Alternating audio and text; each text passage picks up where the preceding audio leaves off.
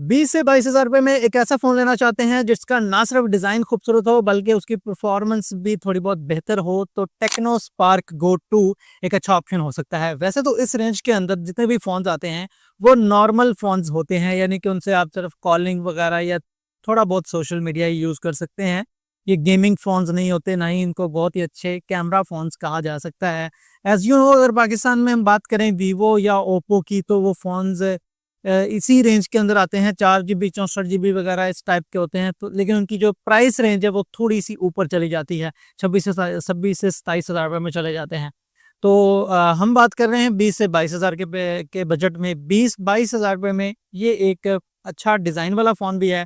IPhone 17 से inspire होकर बनाया गया है। कैमरा भी नॉर्मल यूज़ के लिए ठीक है। तो भाई, अगर आप एक ऐसे बंदे हो जो कि नॉर्मल यूज़ के लिए एक फ़ोन लेना चाहते हो जो दिखने में भी अच्छा हो, तो आप टेक्नो स्पार्क गो 2 को अपने लिए कंसीडर कर सकते हो।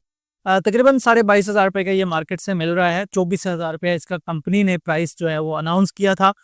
इस तरह की मजीद अच्छी अच्छी टिप्स के लिए आप ताहिर रिव्यूज को फॉलो कर सकते हो। मिलते हैं नेक्स्ट वीडियो में, तब तक के लिए अल्लाह हाफिज।